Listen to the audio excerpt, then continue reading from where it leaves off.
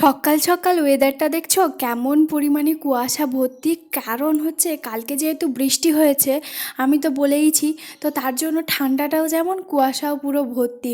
তো ফাল্গুন মাসে এইভাবে হচ্ছে ওয়েদার দেখবো কখনোই ভাবতে পারিনি। যাই হোক, কী আর করা যাবে। তবে এখন কিন্তু কিছুক্ষণ পরে আবারও কিন্তু রোদ বেরিয়ে যাবে, সেটার আর কোনো চিন্তা নেই। তো চলো ভিডিওটা তাহলে শুরু করি। শুভ সকাল বন্ধুরা, সবাই কেমন আছো? আশা করছি সবাই অনেক ভালো আছো, সুস্থ আছো। সবার সুস্থতা কামনা করে আজকে আবার একটা নতুন ব্লগে সকলকে জানাই অনেক স্বাগত।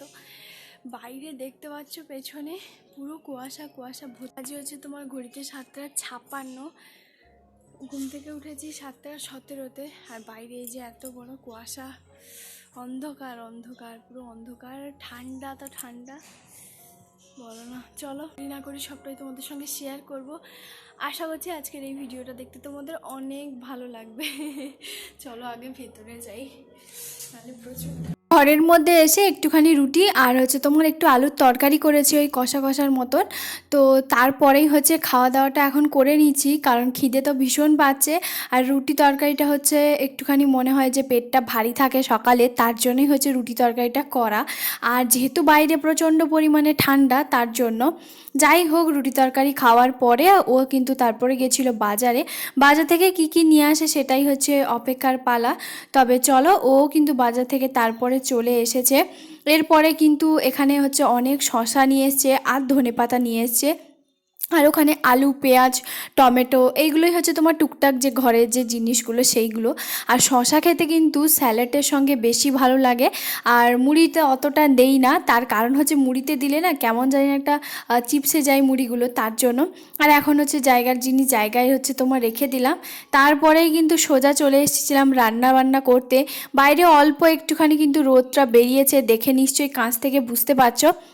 আজকে ও কিন্তু নিয়ে এসেছে চিকেন, তার কারণ হচ্ছে ওই যে বললাম বাইরে হচ্ছে তোমার বৃষ্টি পড়ছিল, ঠান্ডা ঠান্ডা ওয়েদার, একটু চিকেন না হলে হয়। তার জন্যই হচ্ছে এখন চিকেনটাকে ভালো করে ম্যারিনেট করে রেখে দিয়েছি। আর আজকে হচ্ছে তোমার চিকেনের শুধুমাত্র লেগ পিস নিয়ে এসছে। প্রথমে হচ্ছে আলু কটা হচ্ছে তোমার ভালো করে ভেজে নুন হলুদ মেখে হচ্ছে রেখে দিয়েছিলাম, তারপরে ভেজে তুলে নিয়েছি। এরপরে একটুখানি বেশি করে হচ্ছে তোমার পেঁয়াজ কুচি দিয়ে রান্নাটা করব। এতে কিন্তু গরম মশলা সমস্ত কিছু দিয়েছি। ঘরে যাবতীয় টুকটাক যে কাজগুলো ছিল সেগুলো একটুখানি করে নিয়েছি। আর এখন এই হালকা পাতলা একটা সোয়েটারটা পরেছি, এটা খুব একটা বেশি ঠান্ডা মানে কাটে যে তা নয়, তবে ওই যে একটুখানি ঠান্ডা ঠান্ডা মনে হচ্ছে তার জন্যই একটুখানি পরা, সেই জন্য। আর বাইরে ওই কয়েকটা জামা যেগুলো বাসির ছিল সেইগুলো একটুখানি কেচে ধুয়ে মানে শুকিয়ে দিয়েছি বাইরে। যদিও বৃষ্টি এখনও পর্যন্ত হয়নি, হালকা একটুখানি রোদ বেরিয়েছে, তবে রোদটা কিন্তু থাকবে। এরপর ঢাকাটা দিয়ে এদিকে হচ্ছে তোমার চিকেনের লেগ পিসগুলো যেগুলো হচ্ছে তোমার ম্যারিনেট করে রেখেছিলাম সেইগুলোই হচ্ছে এখন দিয়ে দেওয়ার পালা। তো চলো, এদিকে হচ্ছে পেঁয়াজটা ভালো করে ভাজা কিন্তু আমার হয়ে গেছে। এরপরে আদা রসুন টমেটো যা যা লাগে, যেমন চিকেনটা সবাই সেভাবেই হচ্ছে বানাবো, সেরকম আলাদা কোনো কিছুই আর করব না, খুবই সিম্পলভাবেই হচ্ছে বানাই। আর এদিকে পেঁয়াজটা যখন ভাজছিলাম তখন অল্প একটুখানি নুন দিয়ে দিয়েছিলাম, খুব তাড়াতাড়ি কিন্তু পেঁয়াজটা কিন্তু গলে যায়। আর এরপরে হচ্ছে তোমার মশলাটাও ওদিকে কষিয়ে নিয়েছি, আদা রসুন পেস্টটাও হচ্ছে তোমার বাইরে থেকে শিলনোড়াতে করে নিয়ে চলে এসেছি। আর এরপরে হচ্ছে তোমার চিকেনগুলোকে ভালো কড়াইয়ের মধ্যে দিয়ে কিছুক্ষণের জন্য হচ্ছে তোমার নাড়াচাড়া করে একটুখানি কষিয়ে হচ্ছে তোমার রান্নাটা করব। আর চিকেনের লেগ পিস কিন্তু ভীষণ ভালো লাগে। আজকে যেহেতু অনেকটা ভোরবেলা ও কিন্তু বাজারে গেছিলো, তার জন্যই কিন্তু এই চিকেনের লেগ পিসগুলো পেয়েছে, না হলে কিন্তু একটুখানি দেরি করে গেলে কিন্তু ও কিন্তু পেতো না, তার জন্য। আর তেলটা মনে হচ্ছিল যে একটুখানি বেশি, তারপরে মনে হলো যে না বেশি তো নয়। আর এদিকে প্রথমে আমি আলুটা দিতে একদম ভুলে গেছি, সবার শেষে কিন্তু আলুটা দিয়েছিলাম। আর এই যে আমার কিন্তু রান্না প্রায় কমপ্লিট, মানে শেষের মাথায় অল্প একটুখানি গরম মশলা ছিল, সেটা উপর থেকে একটুখানি দিয়ে দিয়েছি। তরকারিটা আর একটুখানি ফুটবে, কারণ খুব একটা বেশি ঝোল ঝোল রাখবো না, একটুখানি কষা কষা আর অল্প একটুখানি ঝোল রেখেছি। খাওয়া দাওয়া এখন কিন্তু করতে বসে পড়েছি, কারণ ভীষণ পরিমাণে খিদে পেয়ে গেছে। ও কিন্তু তার ফাঁকে চলে এসেছে। এই যে এখন হচ্ছে দু পিস হচ্ছে তোমার চিকেন লেগ পিস দুজনের জন্য নিয়ে নিচ্ছি, তারপরে খাওয়া দাওয়াটা করব। আর এইভাবেই হচ্ছে আজকে দুপুরবেলাটা সারাদিন এই ঠান্ডা ঠান্ডা একটুখানি ওয়েদারে বৃষ্টিতে বেশ ভালোই হচ্ছে তোমার জমে গেল চিকেনটা।